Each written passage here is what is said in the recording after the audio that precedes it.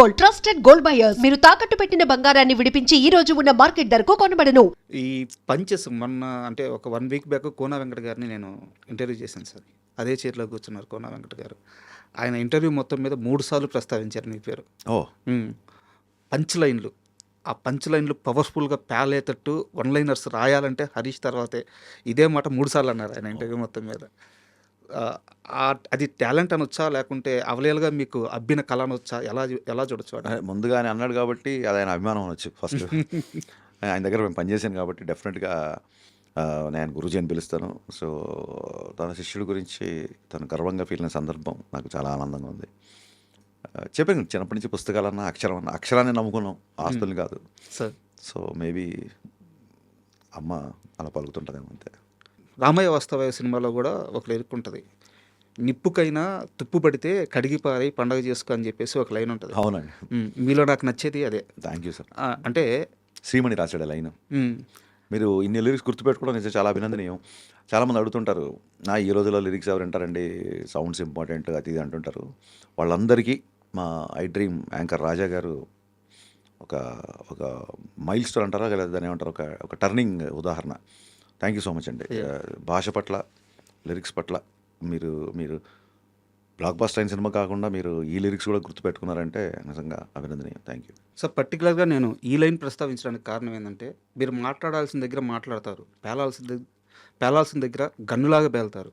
అలాగే క్షమాపణ చెప్పాల్సి వస్తే అంతే క్లీన్గా, అంతే నీట్గా క్షమాపణ చెప్తారు.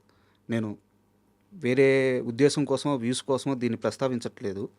జరిగిన ఇష్యూలో, మహేష్ బాబు గారి ఇష్యూలో అది సడన్గా జరిగిపోయింది. కానీ మీరు క్షమాపణ చెప్పిన తీరు తెలియక ఎవరి మనసులో అయినా నొప్పించుంటే క్షమించండి లేదు, స్ట్రైట్ ఫార్వర్డ్గా నేను ఇలా అన్నాను, ఇది తప్పు, సారీ, అంత స్ట్రైట్ ఫార్వర్డ్గా చెప్పాను. మహేష్ బాబు గారి ఫ్యాన్స్ కూడా చాలా తక్కువ సమయంలో దాన్ని చాలా బాగా రిసీవ్ చేసుకున్నారు. ఈ గుణం ఎలా అలవాటైంది? కాదండి, మన మనుషులం కదా, మన దేవుళ్ళం కాదు కదా. ఖచ్చితంగా పొరపాట్లు ఉంటాయి, తప్పులు ఉంటాయి, అన్నీ ఉంటాయి. రామవ్యవస్థలో డైలాగ్ ఉంటుంది, దెబ్బ తగిలినప్పుడు జంతువు అయినా ఏడుస్తుంది, శరీరానికి దెబ్బ తగిలితే జంతువు కూడా ఏడుస్తుంది, కానీ పక్కోడికి దెబ్బ తగిలినప్పుడు ఏడ్చేవాడే మనిషి. సార్, ఎనీ యానిమల్ సొంత బాడీకి అయినప్పుడు ఏడవడం కామన్. బట్ ఎవరికైనా బాధ వచ్చిందంటే మన కళ్ళమ్మ నీళ్ళు వస్తాయి కదా. ఇందాక మీరు చెప్పిన సిచ్యువేషన్ రిలేట్ అవ్వడం కానీ, లేకపోతే ఎవడో ఒక చిన్న పిల్లవాడు వర్షంలో అడుక్కుంటున్నాడు అనుకోండి, మనకు తెలియకుండా మనం ఎమోషనల్ అయిపోతాం. అది మనిషి తత్వం, మనిషి గుణం. ఆ నేచర్ పుట్టుకుతున్న డైరెక్టర్లు కనుక అందరం ఒకటేసారి పుడతాం, ఒకటేలాగా పుట్టిన వాళ్ళం కదా. పుట్టంగా నేను యాక్షన్ కట్టాను కదా హాస్పిటల్లో. సో సినిమా డైరెక్షన్ చేసినప్పుడు డైరెక్టర్, మిగతా విషయాలప్పుడు మనం మానవ మనోభావాలు కానీ, ఉద్వేగాలు కానీ అవన్నిటిని రెస్పెక్ట్ చేయాలి డెఫినెట్గా. ఎవరు ఏ డైరెక్టర్ అలాగా పుస్తకం కావాలని చెప్పి తెలియకుండా పెట్టినా, కామెంట్ పెట్టినా ఏ ఫ్యాన్స్కైనా కోపం వస్తుంది. సో పొరపాటు జరిగింది. అది మళ్ళీ చాలామంది కొంతమంది ఫేక్ ఏ అది ఇది అనుకున్నారు. కాదండి, అది పొరపాటున నేనే చెప్పానని. అంటే నేనేమనుకుంటానంటే, నా ఇంటెన్షన్ కరెక్ట్ కానప్పుడు, నా ఇంటెన్షన్ కరెక్ట్గా ఉన్నప్పుడు, నా ఇంటెన్షన్లో తప్పు లేనప్పుడు, నా ఉద్దేశం లేదా నా ఇంటెన్షన్ కరెక్ట్గా లేనప్పుడు మనకు భయం ఉంటుంది. నా ఇంటెన్షన్ కరెక్ట్ అయినప్పుడు, నా ఉద్దేశం అది కానప్పుడు సారీ చెప్పడానికి చాలా ధైర్యంగా ఉంటుంది. కరెక్ట్. నాకు సారీ చెప్పడానికి నేనేం గొప్ప ఉండడం లేదా ఇంకా చాలా ఉత్తమం ఉండడం అని చెప్పుకోవట్లేదు. ఆ ధైర్యం నాకు ఉంటుంది. ఈ విషయంలో మనది తప్పు జరిగింది అన్నప్పుడు మొహమాటం లేకుండా సారీ చెప్పడం కాదు, అవసరమైతే తలకాయ తీసేట్లే అవతల వాళ్ళ కాళ్ళ దగ్గర పెట్టడానికైనా రెడీ. ఎందుకంటే మన తప్పు మనం తెలుసుకున్నాను అని చెప్పే ఉద్దేశం, ప్లస్ నేను చేసింది మీకే కదా నాకు నచ్చలేదు అని చెప్పే ఒక పద్ధతి. అది బేసిక్గా. అది ఎందుకు చేసాం, పొరపాట్లు చేసాం, స్పీడ్లో చేసాం, ప్రెషర్లో చేసాం, అవన్నీ తర్వాత ఆ ఎక్స్ప్రెషన్ ఖచ్చితంగా ఇచ్చి తీరాలి. అకౌంటబిలిటీ నేను తీసుకుంటా. నేను అందుకే ఒకసారి రామవ్యవస్థ ఫ్లాప్ అయిన ఈవినింగ్, ఈ ఫ్లాప్ దిల్ రాజు గారు కానీ ఎన్టీఆర్ గారు నన్ను ఇన్ఫ్లుయెన్స్ చేయలేదు, నాకు వాళ్ళు నేను చెప్పింది కోఆపరేట్ చేశారు, this flop belongs to me అని చెప్పాను. ఇప్పుడు మిరపకాయలు, గబ్బర్ సింగ్లు, డీజేలు వచ్చినప్పుడు నావి అని, మిస్టర్ బచ్చన్లు, షాకులు వచ్చినప్పుడు నావి కాదు అని ఇంకోళ్ళకి తోసేస్తే దాన్ని ఏమంటారు, తల్లికి కానీ తండ్రికి కానీ అంగవైకల్యంతో పుట్టిన పెట్టి కూడా తన బిడ్డే. నేను డిజోన్ ఎలా చేసుకుంటాం మన సినిమాని? ఒక రిజల్ట్ తప్ప ఆ విషయంలో అన్నీ మనం ప్రేమించి చేసినాయి కదా. ఒక రిజల్ట్ ఒకటే మనకు నచ్చలేదు, మిగతా అన్నీ మనకు నచ్చినాయి. అంత మాత్రం చేత సినిమాని డిజోన్ ఎలా చేసుకుంటాను నేను? సో పొగడ్తలు తీసుకున్నప్పుడు విమర్శలు తీసుకునే ధైర్యం, మెచ్యూరిటీ నాకు ఉంది అన్న ఫీలింగ్. మిస్టర్ బచ్చన్కి సంబంధించి ఉస్తాద్ భగత్ సింగ్కి సంబంధించి ఒక చిన్న కన్వర్జేషన్ ఉంది సార్ నా దగ్గర. యా. మిస్టర్ బచ్చన్ సినిమా రిలీజ్కి ముందు print and web press meet జరిగింది ప్రొడ్యూసర్ వాళ్ళ ఆఫీస్లో. అప్పుడు నేను మిమ్మల్ని క్వశ్చన్ అడిగాను, ఓకే. సార్ మీరు చేంజెస్ చేశారు అని చెప్పి చెప్తున్నారు, అవును. కానీ ఫస్ట్ హాఫ్ వరకు హీరో క్యారెక్టరైజేషను అంటే మీరు చెప్పారు ఈ రైడ్ ఇదంతా సెకండ్ హాఫ్లోనే స్టార్ట్ అవుద్ది, ఫస్ట్ హాఫ్ అంతా చాలా ఎంగేజింగ్గా వెళ్ళొద్దు అని చెప్పారు. అది ఎందుకు చెప్పారంటే నేను దానికి ముందు ఒక క్వశ్చన్ అడిగాను. రవితేజ గారిని ఆయన జానర్లో ఎనర్జీగా చూసి చాలా రోజులైంది, ఇది కూడా మళ్ళీ రైడ్ సీరియస్గా ఉంది అని చెప్పి ఒక క్వశ్చన్ అడిగితే, రైడ్స్ కానీ ఆ సినిమాలో ఉండే సీరియస్ టోన్ అంతా సెకండ్ హాఫ్లో వస్తుంది, ఫస్ట్ హాఫ్ అంతా చాలా ఎనర్జెటిక్గా ఉంటుంది అని చెప్పి మీరు చెప్పారు. మీరు చెప్పింది కరెక్ట్ కూడా, అవును. కానీ సెకండ్ హాఫ్ ప్లేస్ అవ్వలేదు. అవును. ఉస్తాద్కు సంబంధించి కూడా మీరు వేరే ఇంటర్వ్యూలో ఒక మాట చెప్పారు, పవన్ కళ్యాణ్ గారు పోలీస్ డ్రెస్ వేసుకునేది సెకండ్ హాఫ్లోనే, ఫస్ట్ హాఫ్ అంతా వేరే టోన్లో ఎనర్జీ టోన్లో ఫ్యాన్స్కి ఎలాగో అలా ఉంటుంది. ఈసారి కాన్ఫిడెంట్గా ఉన్నారా సార్? అంటే మిస్టర్ బచ్చన్ రైటింగ్ సైడ్ చాలా second half disappointed. And main second హాఫే. నేను సినిమా ఫ్లాప్ అయినా సరే నాకు మిస్టర్ బచ్చన్ ఫస్ట్ హాఫ్ చాలా ఇష్టం. సెకండ్ హాఫ్లో అనుకున్న స్థాయిలో రైటింగ్ రాలేదు, కుదరలేదు. కొన్నిసార్లు సీన్లు కూర్చోవు.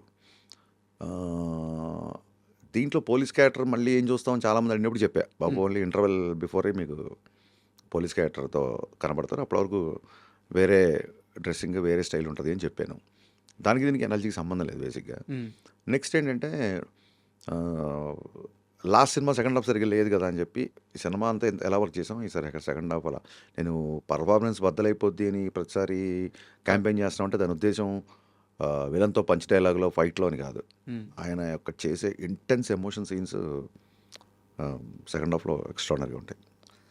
యాక్చువల్గా దేవిశ్రీ ప్రసాద్ గారు కొన్ని నెలల ముందు వేరే సినిమా ఫంక్షన్లో మాట్లాడుతూ ఒక మాట అన్నారు, నాకు హరీష్ శంకర్ 2 సీన్లు చూపించాడు, మామూలుగా పవన్ కళ్యాణ్ సినిమా అంటే అందరూ చెప్పేదే అదిరిపోయింది, పగిలిపోయింది, ఇలా అందరూ చెప్పినట్టే నేను చెప్తున్నాను మీరు అనుకోవద్దు, ఆ సీన్స్లో ఉన్న ఇంటెన్స్ ఎమోషన్ అద్భుతంగా తీశారు, చాలా బాగా వచ్చిందని చెప్పి ఫస్ట్ రోజు ఆయన ఆ స్టేట్మెంట్ ఇచ్చారు. మీకు అప్పటికి సినిమా మీద అంటే ఓపెన్గా చెప్తున్నాను, ఈ ప్రాజెక్ట్ మీద కాస్త నెగిటివ్ ఉండింది, ఎందుకంటే ఇది పోలీసోడు రీమేక్ అనుకోని భ్రమలో కొంతమంది ఉండి ఒక రకమైన నెగిటివ్ ఉండింది. మొట్టమొదటిసారి దాన్ని తీసేసిన వ్యక్తి దేవిశ్రీ ప్రసాద్. మీరు చూసారు ఆ వీడియో? అది చూశాను. తర్వాత చాలామంది ఫ్యాన్స్కి నమ్మకం వచ్చింది. తర్వాత ఇంకా ఎలాగో ప్రమోషన్ వీడియోస్ అన్నీ స్టార్ట్ అయిన తర్వాత మొత్తం మారిపోయింది. ఈరోజు భయంకరమైన బజ్ వచ్చేసింది. సో బట్ దేవిశ్రీ ప్రసాద్ మధ్యలో అందుబాటులోకి రాకపోవడం లోటుగా భావిస్తున్నారా? దేనికి అందుబాటులోకి రాకపోవడం? నిన్న సాంగ్ కూడా దేవిశ్రీ ప్రసాద్ కదా, బీజిఎం. అవునండి, మా టైం లేసి మ్యాచ్ లేదు, నేను హైదరాబాద్లో ఉండి చేయాల్సిన పరిస్థితి. అది లోటుగా భావిస్తున్నారు? నేను హైదరాబాద్లో ఉండి చేయాల్సిన పరిస్థితి. ఓకే, ఎందుకంటే ప్రీపోన్ చేసాం కాబట్టి. దేవిశ్రీ ప్రసాద్ గారు చెన్నైలో చేస్తారు, తమన్ ఇక్కడ చేస్తారు. ఓకే, తమన్ గారు చేస్తున్నారు. సో వర్క్ ఫుల్గా అవ్వలేదు. దేవిశ్రీ ప్రసాద్ గారు ఫస్ట్ నుంచి లాస్ట్ వరకు ఒక నోట్స్ లాగా ప్రిపేర్ చేసుకున్నారు. అందుకే ఆల్మోస్ట్ ఆయన మైండ్లో బ్యాక్గ్రౌండ్స్ గారు అయిపోయింది. అంటే ఒకసారి స్క్రిప్ట్ రాసిన తర్వాత మన మైండ్లో ఏం చేస్తాం తెలిసినప్పుడు సినిమా ఆఫ్ ద వర్క్ అయిపోయింది అంటారు. అలా ఒక మ్యూజిక్ డైరెక్టర్ సినిమా చూసిన తర్వాత తనకి ఎక్కడెక్కడ తను ఆల్రెడీ ఉన్న సాంగ్స్ ఎక్కడ ప్లేస్ చేయాలి, ఎక్కడ ఏ టౌన్లో వస్తాయి, ఎక్కడ వైలిన్లో వస్తాయి, ఎక్కడ కోరస్లో వస్తాయి అని చెప్పి తన మైండ్లో అయిపోయింది వర్క్. ఆ తర్వాత ఆయన టైం లైన్ మేము మ్యాచ్ చేయలేకపోయాం కాబట్టి తమన్ దగ్గరికి వెళ్ళాల్సి వచ్చింది. అది ఆయనకి క్లియర్గా ఎక్స్ప్లెయిన్ చేసి సంగీతం దేవిశ్రీ ప్రసాద్, బ్యాక్గ్రౌండ్ స్కోర్ తమన్, వాళ్ళిద్దరు మ్యూజిక్ డైరెక్టర్ల కంటే కూడా నాకు చాలా బెస్ట్ ఫ్రెండ్స్. హరీష్ చాలా ప్రెషర్లో ఉన్నాడు, ఈసారి ప్రీపోన్ అయిన సినిమా మనం సపోర్ట్ చేయాలని చెప్పి వాళ్ళిద్దరూ నాకు కుడి భుజం ఎడమ భుజాలను నిలబడ్డారు కాబట్టి చాలా గర్వంగా ఉంది. మేము చెన్నై వెళ్ళినప్పుడు అందరం కలిసి సినిమాలకు వెళ్తాం. అవునా? నేను తమన్తో పనిచేసినప్పుడు దేవిశ్రీ ప్రసాద్ గారు, నేను దేవిశ్రీ ప్రసాద్ దగ్గరికి వచ్చినప్పుడు తమన్కి ఫోన్ చేసి, బాబు ఇంకా కీబోర్డ్ అన్ని కట్టేయండి పలానా టైం కల్లా సెకండ్ షో ఇక్కడ పెలాజియో అని ఒకటి ఉంటుంది మల్టీప్లెక్స్. చాలాసార్లు తమన్ టీము దేవిశ్రీ ప్రసాద్ టీం కలిసి మేము సినిమాలకు వెళ్ళడం, డిన్నర్కి వెళ్ళడం. చెన్నైకి వెళ్తే అదొక మ్యూజికల్ నైట్స్లా ఉంటుంది మాకు, చాలా. అండ్ తమన్ కూడా మ్యూజిక్ డైరెక్టర్ అవ్వకుండా దేవిశ్రీ ప్రసాద్కి బొమ్మరిల్కి దానికి కీబోర్డ్ ప్లేయర్గా వర్క్ చేశాడు.